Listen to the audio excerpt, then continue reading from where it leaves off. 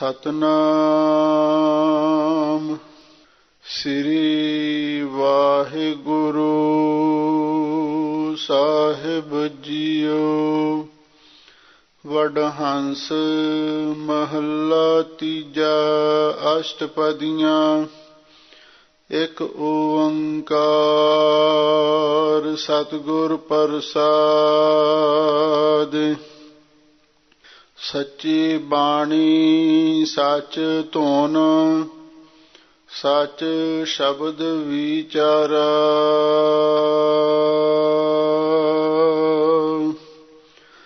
ਅਨ ਦਿਨ ਸੱਚ ਸਲਾਹਣਾ। ਧੰਨ ਧੰਨ ਵਡਭਾਗ ਹਮਾਰਾ। ਮਨ ਮੇਰੇ ਸਾਚੇ ਨਾਮ ਵਿਟਹੁ ਬਲ ਜਾਉ।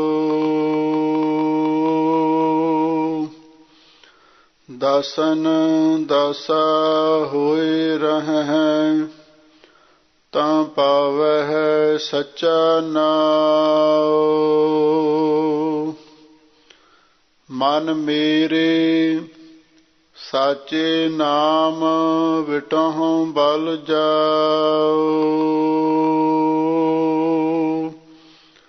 ਦਾਸਨ ਦਾਸਾ ਹੋਏ ਰਹਿ ਤਾਂ ਪਾਵਹਿ ਸੱਚਾ ਨਾਉ। ਰਹਾਉ। ਸੱਚੀ ਬਾਣੀ ਸੱਚ ਧੁਨ ਸੱਚ ਸ਼ਬਦ ਵਿਚਾਰਾ। ਵਾਹਿਗੁਰੂ ਜੀ ਕਾ ਖਾਲਸਾ ਵਾਹਿਗੁਰੂ ਜੀ ਕੀ ਫਤਿਹ। ਪਰਮ ਸਨਮਾਨਯੋਗ ਗੁਰੂ ਖਾਲਸਾ ਸਤ ਸੰਗਤ ਜੀਓ।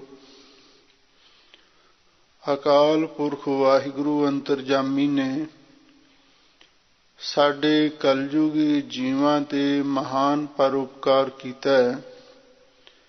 ਆਪ ਨਾਰਾਇਣ ਕਲਾ ਤਾਰ ਜਗ ਮੈਂ ਪਰਵਰਿਓ। ਨਿਰੰਕਾਰ ਆਕਾਰ ਜੋਤ ਜਗ ਮੰਡਲ ਕਰਿਓ। ਨਿਰਗੁਣ ਤੇ ਸਰਗੁਣ ਥੀਆ।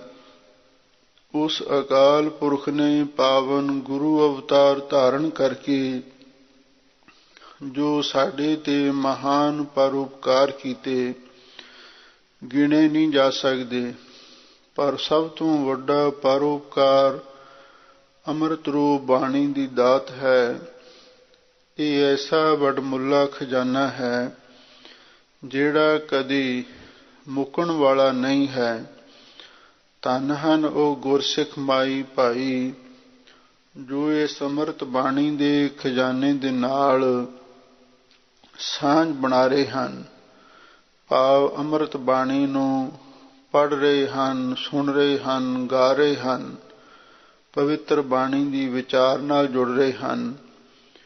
ਤੀਜੇ ਪਾਤਸ਼ਾਹ ਰੁਦਰ ਧਿਆਨ ਗਿਆਨ ਸਤਿਗੁਰ ਕੇ ਕਵਜਨ ਪਲ ਉਨਹਿ ਜੋ ਗਾਵੈ।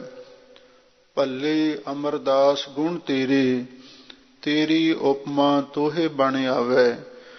ਗੁਰੂ ਅਮਰਦਾਸ ਮਹਾਰਾਜ ਸੱਚੇ ਪਾਤਸ਼ਾਹ ਵਡਹੰਸ ਰਾਗ ਦੇ ਅੰਦਰ ਅਸ਼ਟਪਦੀਆਂ ਉਚਾਰਨ ਕਰ ਰਹੇ ਹਨ। ਇਹਨਾਂ ਦੀ ਗਿਣਤੀ 2 ਹੈ। ਇੱਕ ਓੰਕਾਰ ਸਤਿਗੁਰ ਪ੍ਰਸਾਦ। ਆਰੰਭ ਦੇ ਵਿੱਚ ਵਸਤੂ ਨਿਰਦੇਸ਼ ਰੂਪ ਮੰਗਲ ਕੀਤਾ ਹੈ। ਉਹ ਅਕਾਲ ਪੁਰਖ ਵਾਹਿਗੁਰੂ ਇੱਕ ਅਦਵੈਤ ਸਰੂਪ ਹੈ। ਓੰਕਾਰ ਸਾਰਿਆਂ ਦਾ ਪ੍ਰਕਾਸ਼ਕ ਸਤ ਨਾਸ ਤੋਂ ਰਹਿਤ ਗੁਰ ਪ੍ਰਸਾਦ ਗੁਰੂ ਦੀ ਕਿਰਪਾ ਨਾਲ ਮਿਲਦਾ ਹੈ। ਸਤਿਗੁਰੂ ਦੇ ਚਰਨਾਂ ਦੇ ਵਿੱਚ ਗੁਰਸਿੱਖਾਂ ਨੇ ਬੇਨਤੀ ਕੀਤੀ, ਸੱਚੇ ਪਾਤਸ਼ਾਹ ਆਪ ਕਿਰਪਾ ਕਰੋ, ਸਾਨੂੰ ਇਹ ਦੱਸੋ ਸੱਚੇ ਨਾਮ ਦੀ ਦਾਤ ਪ੍ਰਾਪਤ ਕਿਵੇਂ ਹੋ ਸਕਦੀ ਹੈ। ਤਾਂ ਸਾਹਿਬ ਸਤਿਗੁਰੂ ਸੱਚੇ ਪਾਤਸ਼ਾਹ ਨੇ ਉੱਤਮ ਬਖਤੀ ਦੁਆਰਾ ਮਨ ਨੂੰ ਸੰਬੋਧਨ ਕਰਕੇ ਰਹਾਉ ਦੀਆਂ ਪੰਕਤੀਆਂ ਉਚਾਰਨ ਕੀਤੀਆਂ ਹਨ। ਮਨ ਮੇਰੇ ਸਾਚੇ ਨਾਮ ਵਿਟਹੁ ਬਲ ਜਾਓ। ਐ ਮੇਰੇ ਮਨ, ਮੈਂ ਸੱਚੇ ਨਾਮ ਤੋਂ ਹਮੇਸ਼ਾ ਲਈ ਬਲਿਹਾਰ ਜਾਨਾ ਹਾਂ। ਇਹ ਨਾਮ ਦੀ ਦਾਤ ਪ੍ਰਾਪਤ ਕਿਵੇਂ ਹੁੰਦੀ ਹੈ? ਦਾਸਨ ਦਾਸਾ ਹੋਏ ਰਹੇ ਹੈ ਤਾਂ ਪਾਵਹਿ ਸੱਚਾ ਨਾਉ।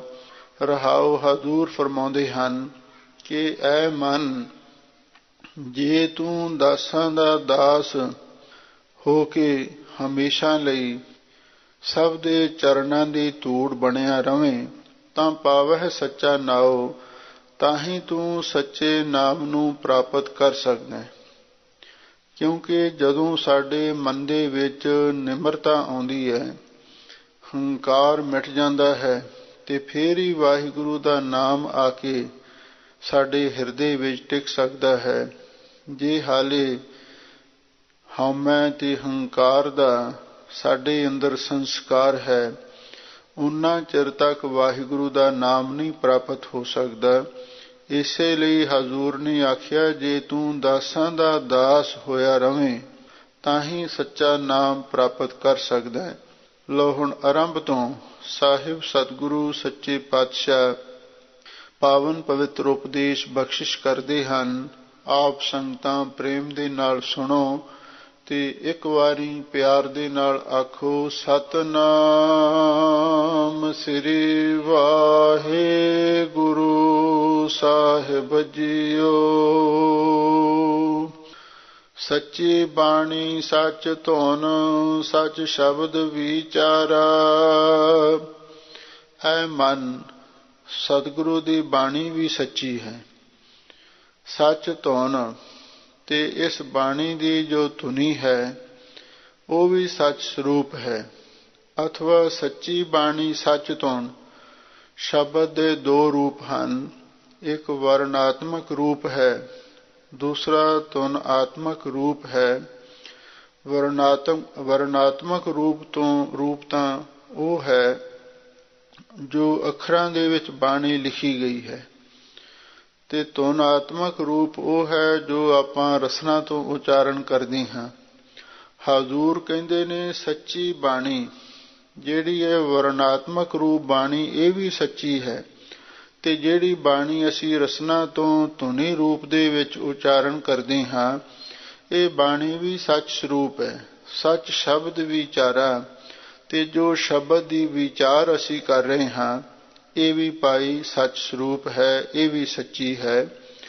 ਆਂਦਨ ਸੱਚ ਸਲਾਹਣਾ, ਧੰਨ ਧੰਨ ਵਡਭਾਗ ਹਮਾਰਾ। ਅਸੀਂ ਦਿਨ ਰਾਤ ਇਸ ਅੰਮ੍ਰਿਤ ਬਾਣੀ ਦੁਆਰਾ ਸੱਚ ਸਰੂਪ ਵਾਹਿਗੁਰੂ ਪਰਮੇਸ਼ਰ ਨੂੰ ਸਲਾਹ ਰਹੇ ਹਾਂ।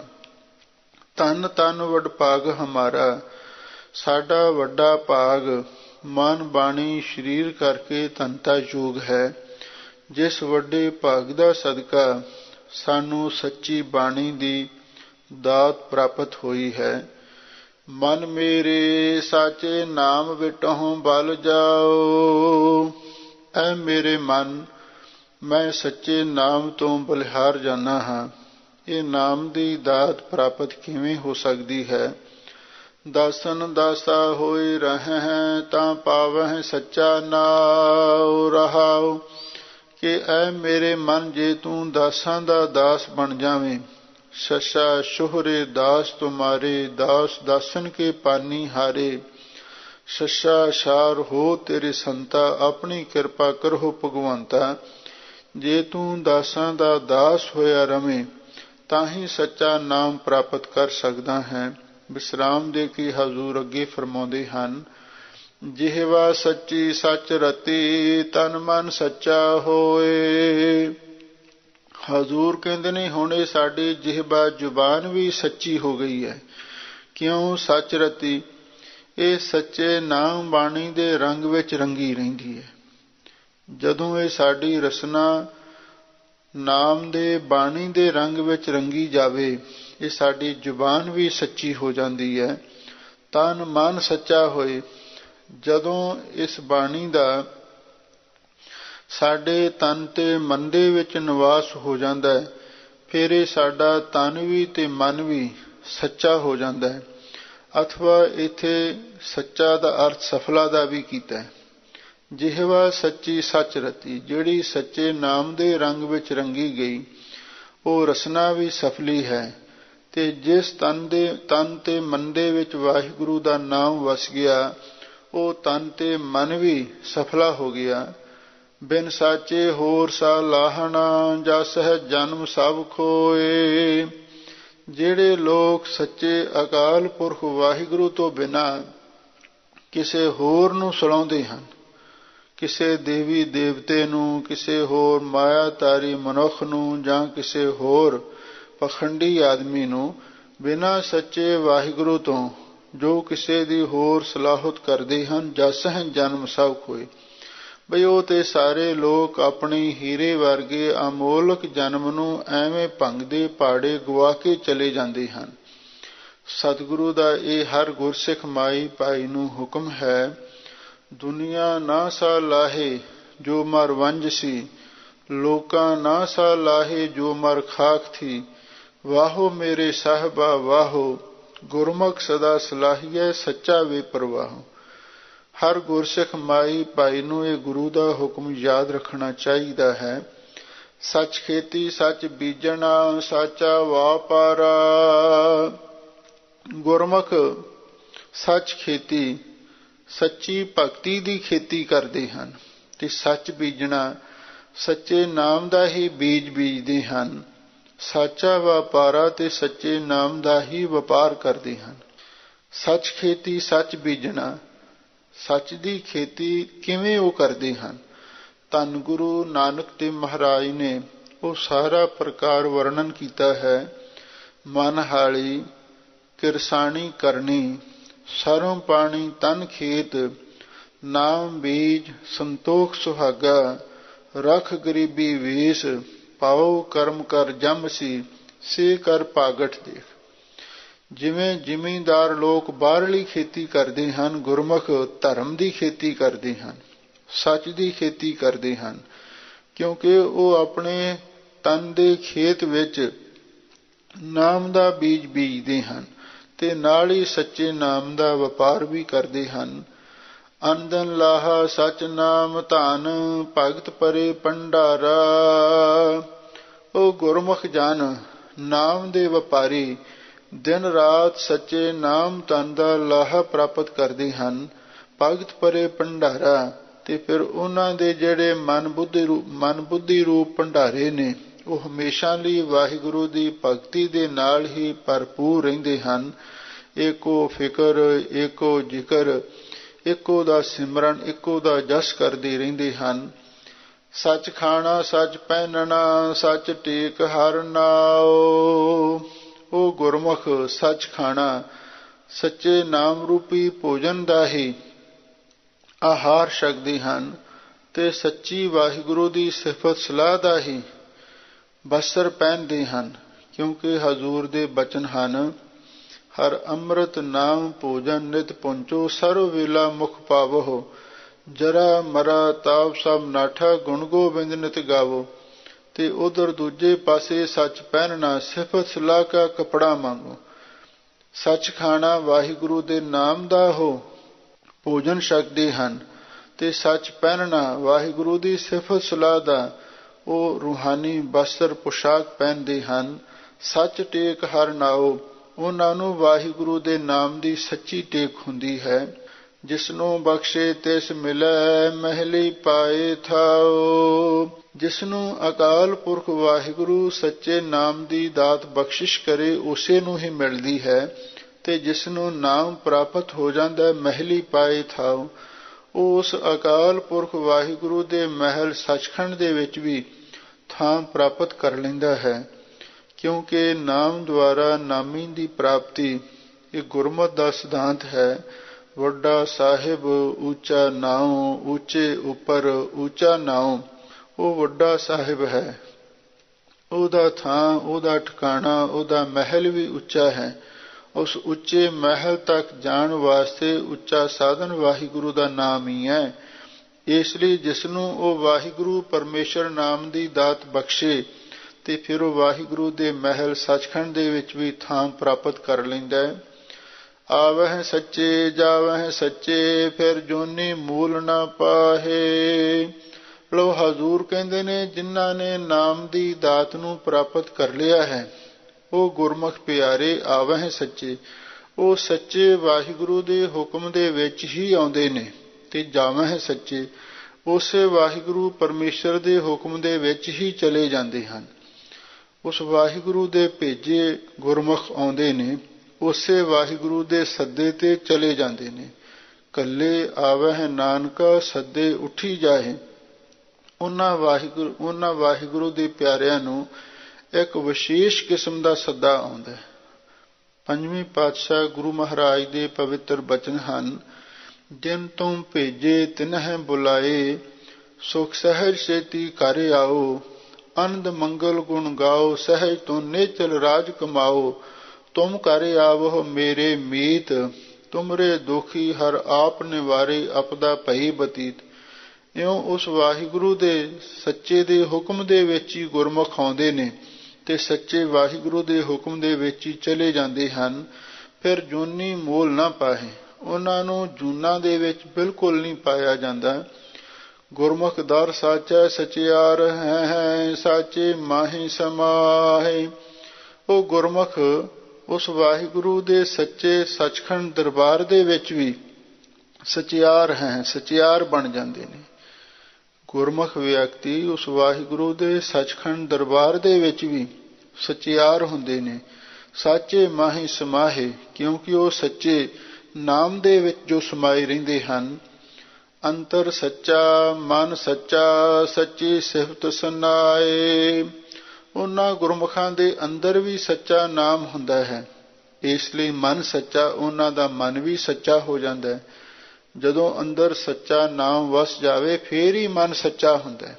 ਜੇ ਮਨ ਦੇ ਵਿੱਚ ਝੂਠ ਹੈ ਉਹਨਾਂ ਚਿਰ ਮਨ ਨਹੀਂ ਸੱਚਾ ਹੋ ਸਕਦਾ। ਸੱਚੀ ਸਿਫਤ ਸੁਨਾਏ, ਤੇ ਉਹ ਗੁਰਮੁਖ ਫਿਰ ਵਾਹਿਗੁਰੂ ਦੀ ਸੱਚੀ ਹੀ ਸਿਫਤ ਤੇ ਸੁਨਾਏ ਦਾ ਅਰਥ ਹੈ ਵਡਿਆਈ ਕਰਦੇ ਹਨ, ਅਥਵਾ ਉਸ ਵਾਹਿਗੁਰੂ ਦੀ ਸੱਚੀ ਸਿਫਤ ਤੇ ਸੁਨਾਏ ਦਾ ਅਰਥ ਉਹ ਸ਼ਨਾਖਤ ਕਰਦੇ ਹਨ। ਸੱਚਾ ਥਾਨ ਸੱਚ ਸਲਾਹਣਾ, ਸਤਿਗੁਰ ਬਲਿਹਾਰੈ ਜਾਓ। ਉਹ ਗੁਰਮੁਖ ਸੱਚਾ ਥਾਨ, ਸੱਚੇ ਅਸਥਾਨ ਭਾਵ ਸੱਚਖੰਡ ਅਸਥਾਨ, ਸਾਧ ਸੰਗਤ ਵਿੱਚ ਬੈਠ ਕੇ ਸੱਚ ਸਲਾਹਣਾ, ਸੱਚ ਨੂੰ ਸਲਾਹੁੰਦੇ ਹਨ।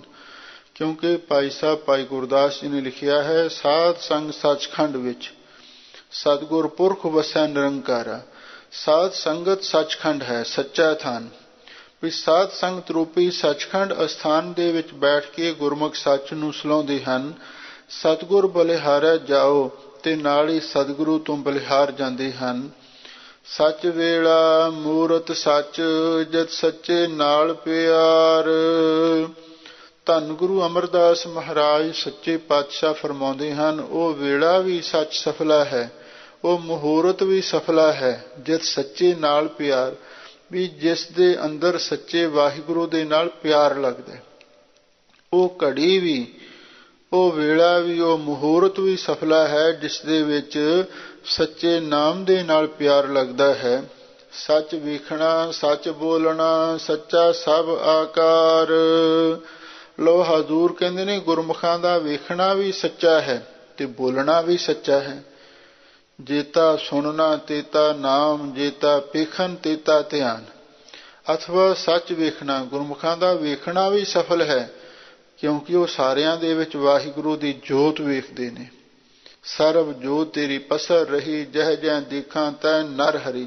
ਉਹ ਸੱਚ ਬੋਲਣਾ, ਗੁਰਮੁਖਾਂ ਦਾ ਬੋਲਣਾ ਵੀ ਸਫਲ ਹੈ, ਕਿਉਂਕਿ ਆਪਣੀ ਰਸਨਾ ਤੋਂ ਮਿੱਠਾ ਬੋਲਦੇ ਹਨ, ਵਾਹਿਗੁਰੂ ਦਾ ਜਸ ਬੋਲਦੇ ਹਨ। ਸੱਚਾ ਸਭ ਆਕਾਰ, ਉਹਨਾਂ ਗੁਰਮੁਖਾਂ ਦੀ ਦ੍ਰਿਸ਼ਟੀ ਵਿੱਚ ਇਹ ਸਾਰਾ ਸੰਸਾਰ ਦਾ ਆਕਾਰ ਵੀ ਸੱਚਾ ਪ੍ਰਤੀਤ ਹੁੰਦਾ ਹੈ। ਇਹ ਵੀ ਇੱਕ ਮਹਾਂਪੁਰਖਾਂ ਦੀ ਦ੍ਰਿਸ਼ਟੀ ਹੈ, ਇੱਕ ਅਵਸਥਾ ਹੈ। ਇਹੋ ਵਿਸ ਸੰਸਾਰ ਤੁਮ ਦੇਖਦੇ, ਇਹੋ ਹਰ ਕਾ ਰੂਪ ਹੈ, ਹਰ ਰੂਪ ਨਦਰੀ ਆਇਆ। ਉਹਨਾਂ ਨੂੰ ਸਾਰਾ ਸੰਸਾਰ ਵੀ ਪਰਮੇਸ਼ਰ ਦਾ ਰੂਪ ਦਿਸਣ ਲੱਗ ਜਾਂਦਾ ਹੈ। ਨਾਨਕ ਸੱਚੈ ਮੇਲੇ ਤਾਂ ਮਿਲੇ, ਆਪੇ ਲਏ ਮਿਲਾਏ। ਧੰਨ ਗੁਰੂ ਅਮਰਦਾਸ ਮਹਾਰਾਜ ਸੱਚੇ ਪਾਤਸ਼ਾਹ ਫਰਮਾਉਂਦੇ ਹਨ, ਨਾਨਕ ਸੱਚੈ ਮੇਲੇ, ਉਹਨਾਂ ਨੂੰ ਸੱਚੇ ਵਾਹਿਗੁਰੂ ਨੇ ਆਪਣੇ ਨਾਲ ਮਿਲਿਆ, ਤਾਂ ਮਿਲੇ ਤਾਂ ਹੀ ਉਹ ਉਸ ਨੂੰ ਮਿਲੇ ਨੇ। ਆਪੇ ਲਏ ਮਿਲਾਏ, ਪਰ ਹਜ਼ੂਰ ਕਹਿੰਦੇ ਕੋਈ ਆਪਣੇ ਜ਼ੋਰ ਨਾਲ, ਆਪਣੇ ਕਿਸੇ ਸਾਧਨ ਦੇ ਨਾਲ, ਕਿਸੇ ਆਪਣੇ ਜ਼ਰੀਏ ਨਾਲ ਨਹੀਂ ਉਸ ਨੂੰ ਕੋਈ ਮਿਲ ਸਕਦਾ। ਆਪੇ ਲਏ ਮਿਲਾਏ, ਜਿਸ ਨੂੰ ਵਾਹਿਗੁਰੂ ਆਪ ਹੀ ਆਪਣੇ ਨਾਲ ਮਿਲਾ ਲਵੇ, ਉਹੀ ਉਸ ਨੂੰ ਮਿਲ ਸਕਦਾ ਹੈ। ਜਿਉਂ ਭਾਵੈ ਤਿਉਂ ਰਖਸੀ, ਆਪੇ ਕਰੇ ਰਜਾਏ। ਜਿਵੇਂ ਉਸ ਵਾਹਿਗੁਰੂ ਪਰਮੇਸ਼ਰ ਨੂੰ ਭਾਉਂਦਾ ਹੈ, ਉਸੇ ਤਰ੍ਹਾਂ ਉਹਨਾਂ ਨੂੰ ਰੱਖੇਗਾ। ਆਪੇ ਕਰੇ ਰਜਾਏ, ਉਹ ਵਾਹਿਗੁਰੂ ਆਪ ਹੀ ਉਹਨਾਂ ਤੇ ਰਜ਼ਾ ਕਰਦਾ, ਉਹਨਾਂ ਤੇ ਫਰਮਾਨ ਜਾਰੀ ਕਰਦਾ, ਉਹਨਾਂ ਨੂੰ ਵਾਹਿਗੁਰੂ ਆਪ ਹੀ ਹੁਕਮ ਬਖਸ਼ਿਸ਼ ਕਰਦਾ, ਤੇ ਫਿਰ ਉਹ ਉਸ ਹੁਕਮ ਨੂੰ ਮੰਨ ਕੇ ਵਾਹਿਗੁਰੂ ਪਰਮੇਸ਼ਰ ਦੇ ਦਰ ਪ੍ਰਵਾਨ ਹੋ ਜਾਂਦੇ ਹਨ। ਵਡਹੰਸ ਮਹੱਲਾ ਤੀਜਾ। ਮਨੁਆ ਦਹਿ ਦਿਸ ਧਾਮਦਾ, ਉਹ ਕੈਸੇ ਹਰ ਗੁਣ ਗਾਵੈ। ਧੰਨ ਗੁਰੂ ਅਮਰਦਾਸ ਮਹਾਰਾਜ ਦੇ ਚਰਨਾਂ ਵਿੱਚ ਗੁਰਸਿੱਖਾਂ ਨੇ ਬੇਨਤੀ ਕੀਤੀ, ਸੱਚੇ ਪਾਤਸ਼ਾਹ ਸਾਡੇ ਜੀਵਨ ਦੀ ਸਫਲਤਾ ਕਿਵੇਂ ਹੋ ਸਕਦੀ ਹੈ? ਤਾਂ ਹਜ਼ੂਰ ਕਹਿੰਦੇ ਨੇ, ਵਾਹੋ ਵਾਹੋ ਸਹਿਜੇ ਗੁਣ ਰਵੀਜੈ। ਗੁਰਮੁਖੋ ਤੁਸੀਂ ਸਹਿਜੇ ਆਪਣੇ ਮਨ ਨੂੰ ਸ਼ਾਂਤੀ, ਧੀਰਜ ਤੇ ਟਿਕਾਓ ਦੇ ਵਿੱਚ ਲਿਆ ਕੇ ਹਰ ਵੇਲੇ ਵਾਹੋ ਵਾਹੋ ਵਾਹਿਗੁਰੂ ਵਾਹਿਗੁਰੂ ਵਾਹਿਗੁਰੂ ਜਪੋ, ਤੇ ਨਾਲ ਗੁਣ ਰਵੀਜੈ, ਉਸ ਵਾਹਿਗੁਰੂ ਦੇ ਗੁਣਾਂ ਨੂੰ ਵੀ ਉਚਾਰਨ ਕਰੋ। ਇਸ ਦੇ ਨਾਲ ਨਾਲ ਰਾਮ ਨਾਮ ਇਸ ਯੁਗ ਮੈਂ ਦੁਰਲਭ ਹੈ, ਗੁਰਮਤਿ ਹਰ ਰਸ ਪੀਜੈ। ਰਹਾਓ, ਹਜ਼ੂਰ ਕਹਿੰਦੇ ਨੇ ਅਕਾਲ ਪੁਰਖ ਵਾਹਿਗੁਰੂ ਦਾ ਨਾਮ ਇਸ ਕਲਯੁਗ ਦੇ ਵਿੱਚ ਬਹੁਤ ਦੁਰਲਭ ਵਸਤੂ ਹੈ। ਗੁਰਮਤਿ ਹਰ ਰਸ ਪੀਜੈ, ਤੁਸੀਂ ਗੁਰਮਤਿ ਦੁਆਰਾ ਵਾਹਿਗੁਰੂ ਦਾ ਨਾਮ ਪ੍ਰਾਪਤ ਕਰਕੇ ਉਸ ਨਾਮ ਨੂੰ ਜਪ ਸਿਮਰ ਕੇ ਤੇ ਉਸ ਵਾਹਿਗੁਰੂ ਦੇ ਨਾਮ ਰਸ ਨੂੰ ਪੀਵੋ। ਇਹਦੇ ਨਾਲ ਹੀ ਤੁਹਾਡੇ ਜੀਵਨ ਦੀ ਸਫਲਤਾ ਹੋ ਸਕਦੀ ਹੈ। ਹੋਰ ਕੋਈ ਤਰੀਕਾ ਨਹੀਂ, ਹੋਰ ਕੋਈ ਸਾਧਨ ਨਹੀਂ। ਵਾਹਿਗੁਰੂ ਦੇ ਨਾਮ ਤੇ ਸਿਫਤ ਸਲਾਹ ਤੋਂ ਬਿਨਾਂ, ਜਿਸ ਦੇ ਨਾਲ ਤੁਹਾਡੇ ਜੀਵਨ ਦੀ ਸਫਲਤਾ ਹੋ ਜਾਵੇ। ਲਓ ਹੁਣ ਸਤਿਗੁਰੂ ਦੇ ਚਰਨਾਂ ਵਿੱਚ ਗੁਰਸਿੱਖ ਬੇਨਤੀ ਕਰਦੇ ਹਨ, ਸੱਚੇ ਪਾਤਸ਼ਾਹ ਹੁਣ ਕਿਰਪਾ ਕਰਕੇ ਇਹ ਵੀ ਦੱਸ ਦਿਓ, ਵਾਹਿਗੁਰੂ ਦੇ ਗੁਣਾਂ ਨੂੰ ਕੌਣ ਤੇ ਕਿਵੇਂ ਕੋਈ ਉਚਾਰਨ ਕਰ ਸਕਦਾ ਹੈ? ਮਨੁਆ ਦਹਿ ਦਿਸ ਧਾਮ ਦਾ, ਉਹ ਕੈਸੇ ਹਰ ਗੁਣ ਗਾਵੈ। ਲੋ ਹਜ਼ੂਰ ਕਹਿੰਦੇ ਨੇ, ਜਿਸ ਦਾ ਮਨ ਦਸੋ ਦਿਸ਼ਾ ਵਿੱਚ ਭਟਕਦਾ ਹੈ, ਕਬਹੂ ਜੀਰਾ ਊਬ ਚੜ੍ਹਤ ਹੈ, ਕਬਹੂ ਜਾਏ ਪਿਆਲੇ। ਲੋਭੀ ਜੀਰਾ ਥਿਰ ਨਾ ਰਹਿਤ ਹੈ, ਚਾਰੇ ਕੁੰਟਾਂ ਭਾਲੇ। ਉਹ ਕੈਸੇ ਹਰ ਗੁਣ ਗਾਵੇ, ਉਹ ਦੱਸੋ ਕਿਵੇਂ ਵਾਹਿਗੁਰੂ ਦੇ ਗੁਣ ਗਾ ਸਕਦਾ? ਜਿਹਦਾ ਮਨ ਇੱਧਰ ਉੱਧਰ ਦੌੜਿਆ ਫਿਰਦਾ ਹੈ, ਉਹ ਕਿਵੇਂ ਵਾਹਿਗੁਰੂ ਦੇ ਗੁਣ ਗਾ ਸਕਦਾ? ਨਹੀਂ ਗਾ ਸਕਦਾ। ਇੰਦਰੀ ਵਿਆਪ ਰਹੀ ਅਧਿਕਾਈ, ਕਾਮ ਕ੍ਰੋਧ ਨਿਤ ਸੰਤਾਵੈ। ਲੋ ਹਜ਼ੂਰ ਕਹਿੰਦੇ ਨੇ, ਉਸ ਮਨਮੁਖ ਦੀਆਂ ਇੰਦਰੀਆਂ ਵੀ ਵਿਸ਼ੇ ਸੁਖ ਦੇ ਵਿੱਚ, ਅਧਿਕਾਈ ਦਾ ਅਰਥ ਅੱਛਾ ਕਰਕੇ ਵਿਆਪ ਰਹੀਆਂ ਹਨ।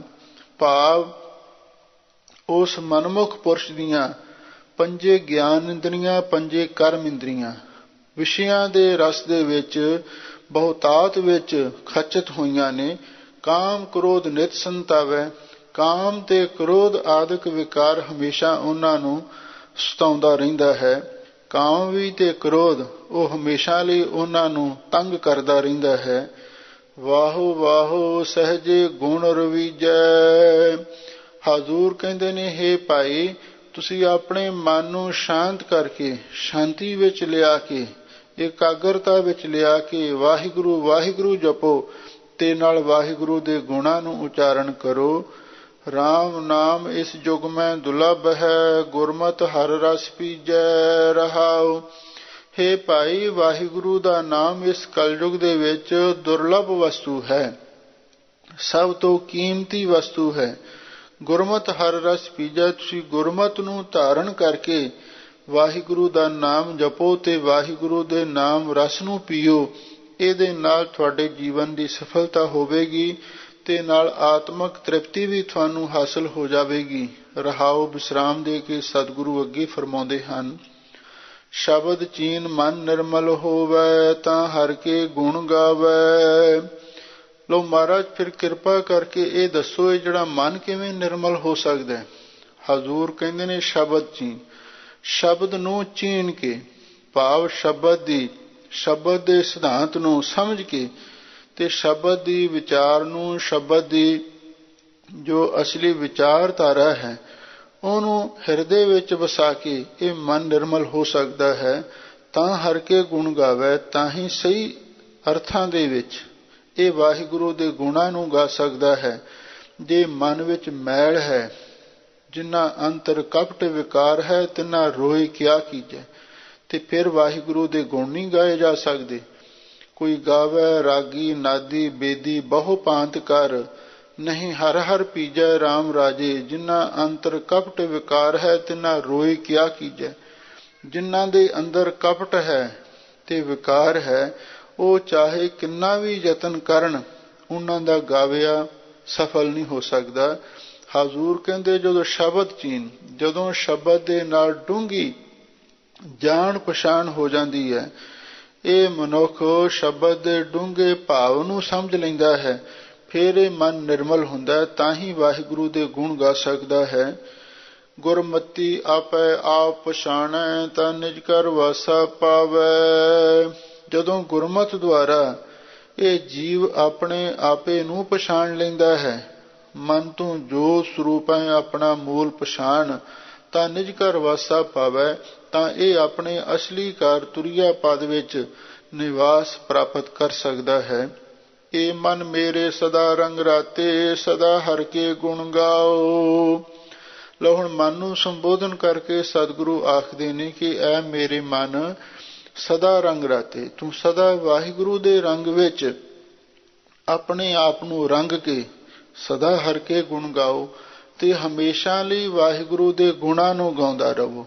ਇਹ ਮਨ ਨੂੰ ਸੰਬੋਧਨ ਕਰਕੇ ਉਪਦੇਸ਼ ਦਿੱਤਾ ਜਾ ਰਿਹਾ ਹੈ ਕਿ ਐ ਮੇਰੇ ਮਨ, ਤੂੰ ਹਮੇਸ਼ਾ ਲਈ ਵਾਹਿਗੁਰੂ ਦੇ ਪ੍ਰੇਮ ਦੇ ਭਗਤੀ ਦੇ ਰੰਗ ਵਿੱਚ ਆਪਣੇ ਆਪ ਨੂੰ ਰੰਗ ਕੇ ਹਮੇਸ਼ਾ ਲਈ ਵਾਹਿਗੁਰੂ ਦੇ ਗੁਣ ਉਚਾਰਨ ਕਰ।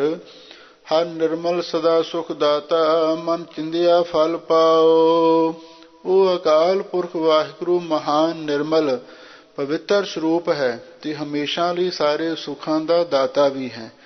ਜਦੋਂ ਤੂੰ ਉਹਦੇ ਗੁਣ ਗਾਏਗਾ, ਮਨ ਚਿੰਦਿਆ ਫਲ ਪਾਓ, ਫਿਰ ਤੂੰ ਮਨ ਇੱਛਤ ਫਲ ਵੀ ਪ੍ਰਾਪਤ ਕਰ ਲਵੇਂਗਾ।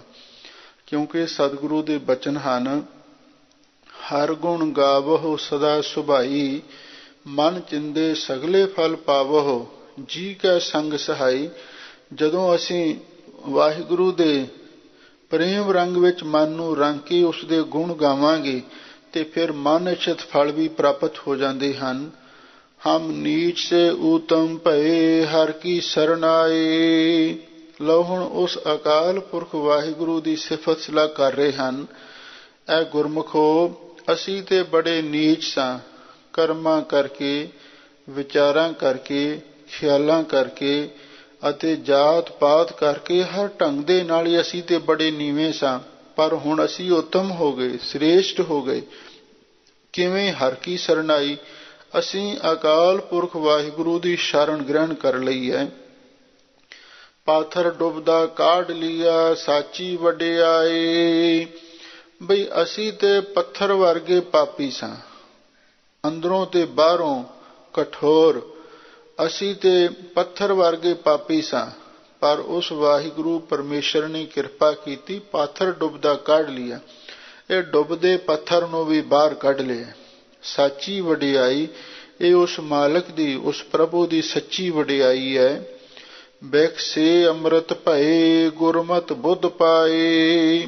ਜਦੋਂ ਗੁਰਮਤਿ ਦੁਆਰਾ ਆਤਮ ਵਿਸ਼ੈਣੀ ਬੁੱਧੀ ਪ੍ਰਾਪਤ ਕਰ ਲਈ, ਬੈਕਸੇ ਅੰਮ੍ਰਿਤ ਪਏ, ਤੇ ਜਿਹੜੇ ਜ਼ਹਿਰ ਵਰਗੇ ਕੌੜੇ ਬਚਨ ਸਨ ਉਹ ਅੰਮ੍ਰਿਤ ਰੂਪ ਬਣ ਗਏ। ਸਾਡੀ ਜ਼ੁਬਾਨ ਦੇ ਵਿੱਚੋਂ ਅੰਮ੍ਰਿਤ ਰਸ ਚੋਣ ਲੱਗ ਪਿਆ। ਜਦੋਂ ਗੁਰਮਤਿ ਦੁਆਰਾ ਆਤਮ ਵਿਸ਼ੈਣੀ ਬੁੱਧੀ ਪ੍ਰਾਪਤ ਕੀਤੀ, ਬੈਕਸੇ ਅੰਮ੍ਰਿਤ ਪਏ।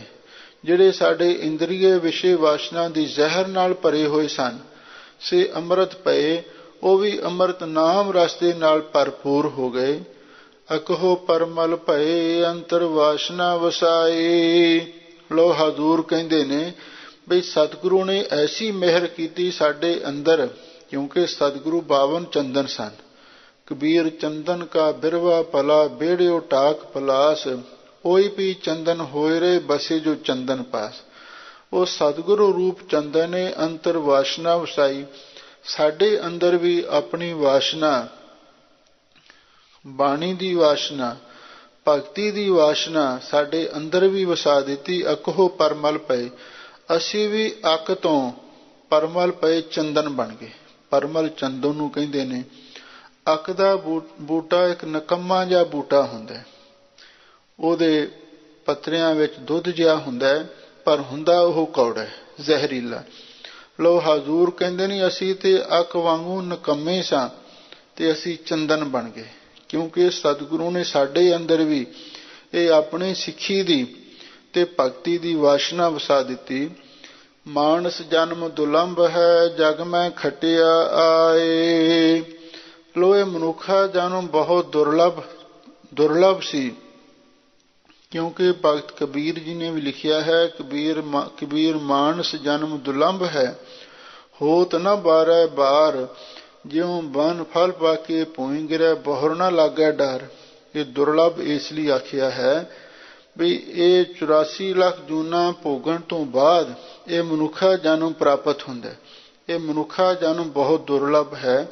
ਜਗ ਮੈਂ ਖਟਿਆ ਆਏ, ਪਰ ਇਸ ਸੰਸਾਰ ਦੇ ਵਿੱਚ ਇਸ ਮਨੁੱਖਾ ਜਨਮ